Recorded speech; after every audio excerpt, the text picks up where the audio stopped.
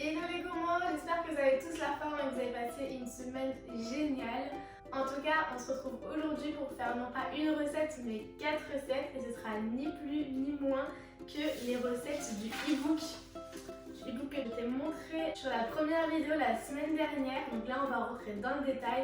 On va faire ces 4 recettes là ensemble. Ça va nous prendre très peu de temps car l'objectif c'est que chaque recette nous prenne moins de 4 minutes. Donc je vais aussi mettre un chrono de mon côté pour te montrer le timing que je prends en t'expliquant la recette. Je t'invite à prendre tout de suite le e-book avec toi, comme ça tu peux suivre la vidéo et la faire en même temps que moi. Si tu ne l'as pas encore le e-book, tu vas directement dans la barre d'infos, j'ai remis le lien. Comme ça tu peux le télécharger en 2 secondes, c'est bon, ça arrivera dans ta boîte mail. Et tu peux le garder en version PDF ou tu peux très bien l'imprimer comme je l'ai fait pour te le montrer aujourd'hui. Regardons ensemble ce qu'il y a dedans. Sur mon sauveur, j'ai le petit déjeuner gourmand, le déjeuner qui ressource, le goûter qui réconforte et le dîner tout en douceur. Tu peux aller sur Instagram, j'ai fait 4 réels pour te montrer aussi ma façon de faire ces recettes-là. Et aujourd'hui, spécialement, pourquoi en faire une vidéo YouTube? Parce que je vais te montrer comment tu peux améliorer ton gain de temps encore plus en faisant ces 4 recettes là. Peut-être que ça peut te donner justement des idées pour gagner du temps quand tu cuisines pour le reste de la semaine. On va faire le petit déjeuner et le goûter en même temps et on va faire le déjeuner et le dîner en même temps.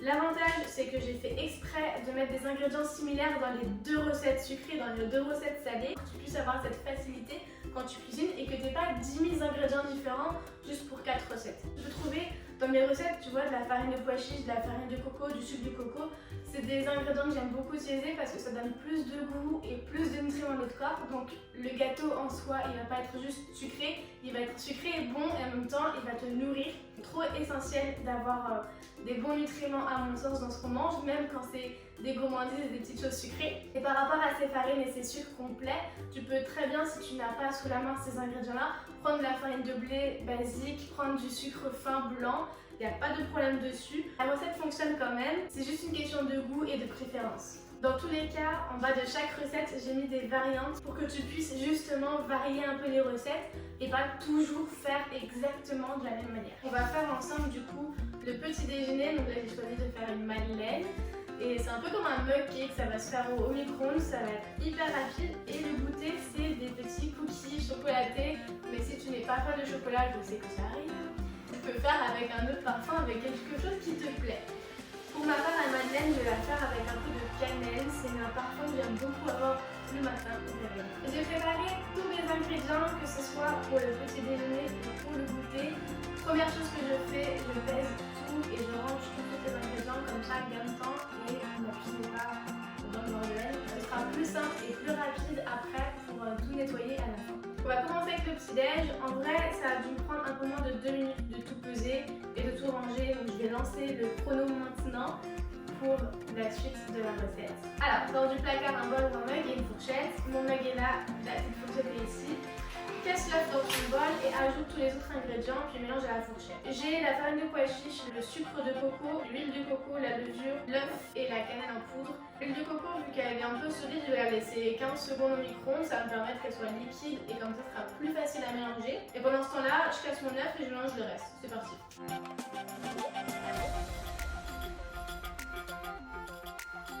Alors comme tu vois, l'huile de coco est un peu fondue, c'est bon, je ajoute.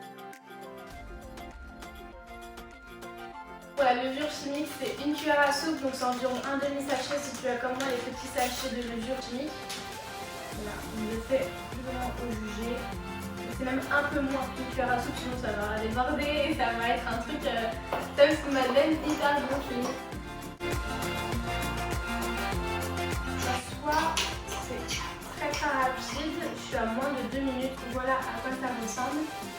Et je vais rajouter un tout petit peu de cannelle pour avoir du goût et je vais mettre tout de suite au micro-ondes.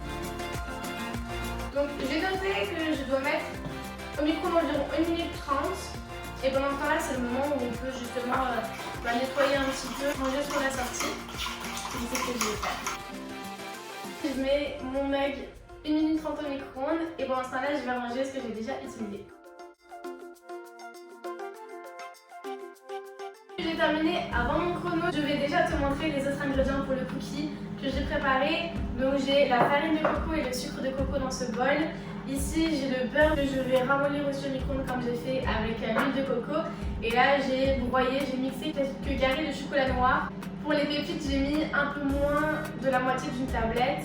Donc je dois avoir environ 80 grammes de chocolat. Libre à toi d'en mettre autant que tu veux. Et si, encore une fois, tu n'es pas très fan du chocolat, libre à toi de mettre autre chose, des cookies au café si tu adores ça. Ça va être super bon aussi. À ce moment-là, une cuillère à soupe ou une cuillère à dessert plutôt de café en poudre selon le goût que tu as envie que ça aide. C'est bon, mon chrono a sonné les 4 minutes. On est à 4 minutes 13 exactement, je vais laisser le temps que je parlais. Je vais sortir le mug pour voir la madeleine à quoi elle ressemble. Ça a très bien monté comme tu peux le voir. Ça a l'air super bon. Je vais le laisser dans le mug parce qu'il est un peu chaud et je vais démouler tout à l'heure. La pâte était à ce niveau-là, à peu près un peu moins de la moitié quand je l'ai mis au micro-ondes. Je laisse ça de côté et on va faire le cookie. Mélanger la farine et le sucre et ensuite rajouter le beurre ramolli. Le beurre, je le ramollis et je lance le chrono.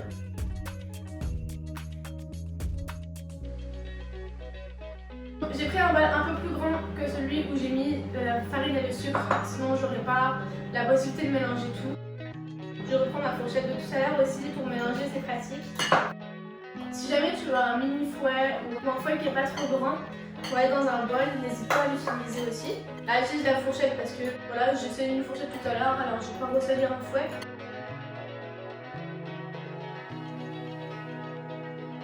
Le beurre est mou, il a même commencé un petit peu à fondre, je vais pouvoir l'ajouter dans ma farine et mon sucre.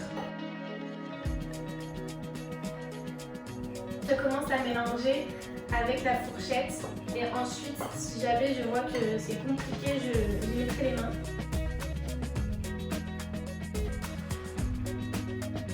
Il faut que la pâte elle soit un peu sableuse, un peu comme du sable mouillé et qu'elle soit homogène. Je rajoute toutes mes pépites. Et je continue à mélanger avec les mains. Et ensuite l'objectif c'est de faire une ou plusieurs bulles. Donc on peut prendre dans la main comme ça et on va juste serrer. Je vais être plus tranquille comme moi, mais tout soit stable.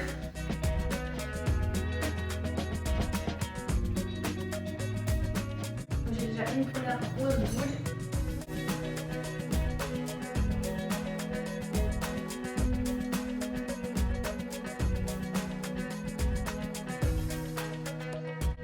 Voilà, donc j'en ai plein les mains, mais on est à 3 minutes 47. Je te montre juste après pour passer à lire. J'en ai fait 3 de 3 tailles différentes. Et maintenant, je vais les mettre au frigo. Ou tu peux les laisser aussi au congélateur pour que ça aille plus vite. Donc là, je vais les mettre au congélateur, comme ça va durcir plus vite. Si jamais tu trouves que c'est trop sableux et que tu as du mal à faire des boules, n'hésite pas à mettre un tout petit peu plus de beurre ou d'huile de coco, c'est toujours meilleur. Ça va être plus simple de former des boules parce que ça va être un peu plus humide. Et donc je te montre le chrono, on est à 3 minutes 50 et on va continuer les recettes avec le déjeuner et le dîner. Encore une fois, j'ai sorti tous les ingrédients dont j'ai besoin et j'ai rangé tout ce que je n'ai pas besoin pour la recette. Donc on retrouve ici le pain de mie, j'ai pris du pain de mie complet, simple. Ensuite l'oignon rouge, la salade, la tomate, la mozza.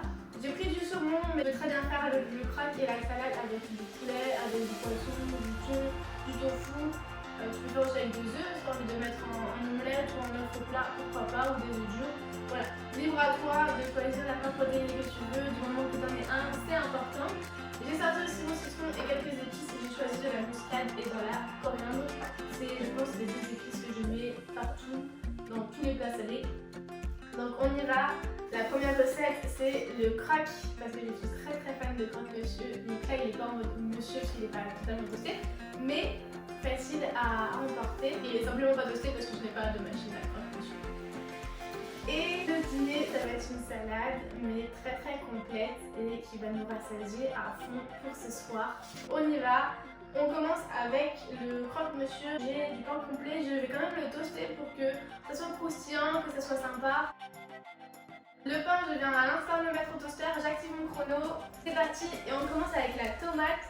On va la mettre en fines tranches et on va aussi couper la mozza et la salade.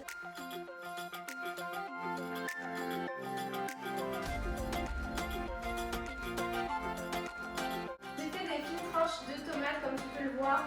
Si tu veux couper plus facilement une tomate, ne prends pas une lame lisse, prends une lame avec des petites dents, ça va beaucoup plus vite. Et ça t'évite d'écraser ta tomate quand tu la coupes. Donc là j'ai fait une tranche, elle va être vraiment extra. La mozza, la moitié je vais l'utiliser pour la salade tout à l'heure. Pour la tomate c'est pareil, je le laisse de côté. Évidemment si tu n'aimes pas la mozza, n'en mets pas.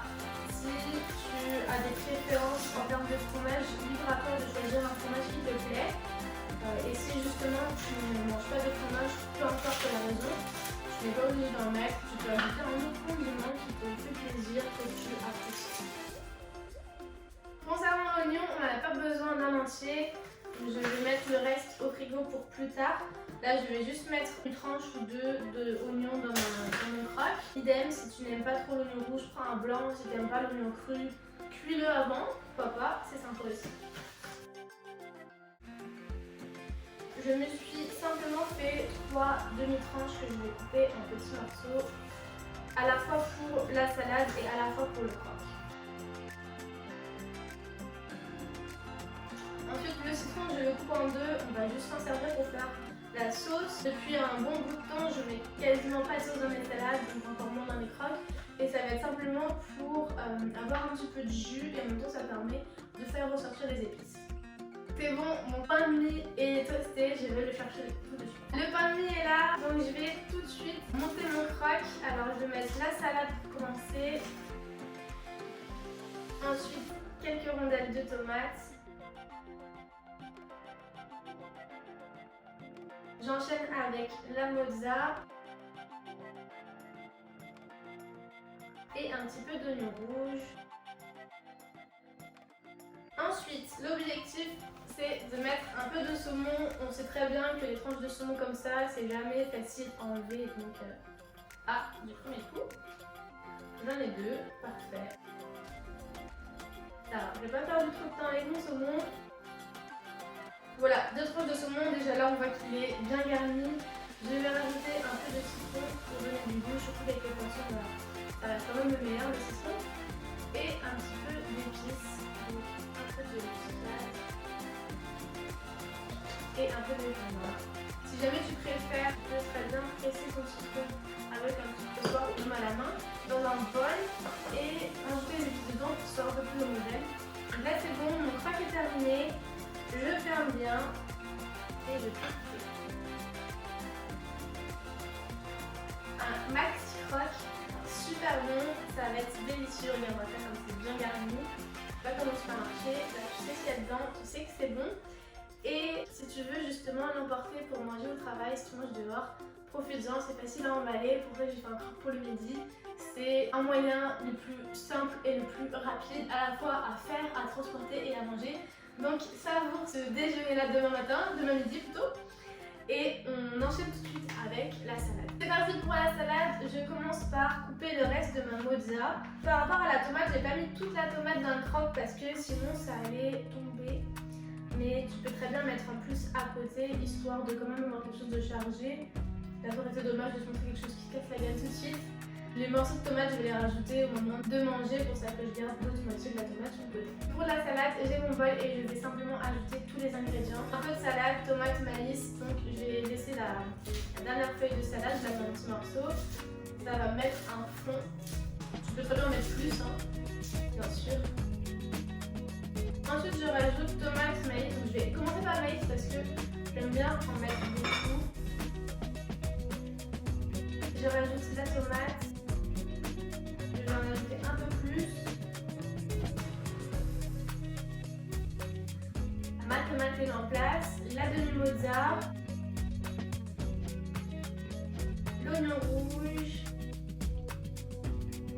Et ensuite, je vais proposer sur la recette de rajouter des pistaches, un cajou ou des graines de tournesol. En fait, simplement des choses croquantes que tu vas aimer, que tu vas apprécier et qui vont te permettre de rehausser un peu ta salade et que ce ne soit pas juste une petite salade mais quelque chose de très gourmand.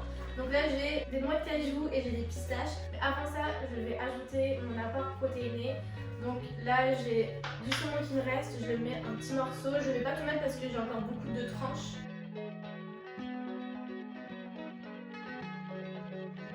Voilà, j'ai mis encore la moitié du saumon qui me restait, donc il me reste même encore après-demain. Et j'ajoute la petite pistache et des noix de cajou. J'oublie pas un peu de mon citron pour donner un petit goût en plus, surtout sur le saumon. Et là, je vais simplement mettre un petit peu de coriandre sur le dessus. Et voilà, c'est prêt! Donc on a la salade et le maxi croque.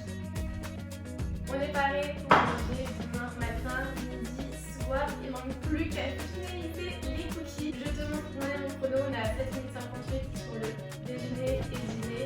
Donc à la perfection, on est sur le bon timing. Je vais chercher les cookies tout de suite et finir ce goûter qui va être très bon. Je me suis rajouté une petite minute de travail pour les cookies. Alors je te conseille de vraiment pas les laisser les 8 minutes au congélateur parce qu'elles sont vraiment dures. Mais la petite minute de travail que je me suis rajoutée, c'est de faire réchauffer au micro-ondes un peu de pâte à tartiner que j'ai fait au début de la semaine. Et d'ailleurs, si ça t'intéresse d'avoir une recette de pâte à tartiner maison à faire vraiment très rapidement, je partagerai le réel ou en tout cas la recette, dis-moi ce que tu préfères, dans les commentaires. La pâte à tartiner légèrement fondue, mais tu vois, c'est pas comme du chocolat fondu, c'est un peu épais. Tu peux toi rajouter du chocolat fondu si tu le souhaites.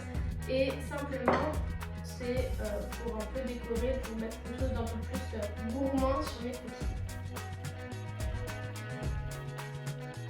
Voilà, donc mes cookies sont prêts, ils sont tartinés de pâte à tartiner, donc ça va être très très bon. Par contre, encore une fois, ne laisse pas plus de 5 minutes au congélateur parce que là, je ne peux pas les manger tout de suite, ils sont vraiment trop durs. Donc au moins la pâte à tartiner, vu qu'elle est chaude, ça va un petit peu les ramollir. Je laisse ça de côté, je vais démouler ma madeleine pour te montrer à quoi elle ressemble. Pour démouler, rien de plus simple que de prendre ma fourchette, encore une fois, toujours la même fourchette. Et c'est bon! Quasiment tout propre, il faut juste un petit peu de lavage. Mais tu vois, ma madeleine, on dirait une tour de Pise, un peu plus droite que la tour de Pise quand même.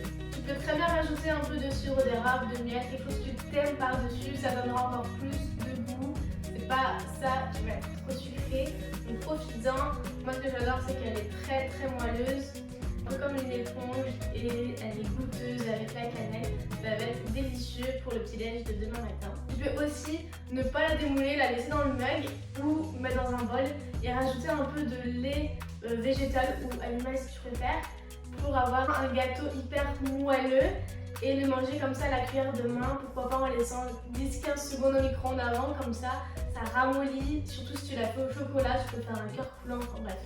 Tu peux faire tellement de choses en cuisine. En tout cas, voilà ma madeleine, la plus basique, la plus simple, mais délicieuse. Les cookies, les assiettes du déjeuner et du dîner. En tout cas, on se retrouve cette semaine sur Instagram. N'oublie pas de mettre dans les commentaires si tu préfères avoir la recette par écrit ou en réel sur Instagram pour la pâte à tartiner. Tu peux déjà retrouver ces 4 recettes là aussi dans les réels d'Insta sur T-Rex Cooking. Télécharge l'ebook, comme ça tu l'as toujours avec toi, même si tu n'es pas toujours en train de regarder cette vidéo quand tu vas faire les recettes. Ça va être vraiment pratique et rapide pour toi. Donc on se retrouve samedi prochain, en tout cas sur YouTube, avec la prochaine vidéo. On va voir comment tu peux intégrer la cuisine dans les 3 résolutions les plus courantes de cette année 2021. L'objectif encore, gagner du temps, rester gourmand et se faire plaisir. Donc pour pas louper ça, active la cloche, abonne-toi, tu recevras une notification pour la prochaine vidéo qui sortira samedi. En tout cas, let's go, prends le e-book, fais les recettes et surtout tag T-Rex Cooking quand tu partages tes petites recettes avec tes variantes. Ça donnera encore plus d'idées à tous les autres gourmands. A plus sur Insta et à samedi ici sur les gourmands.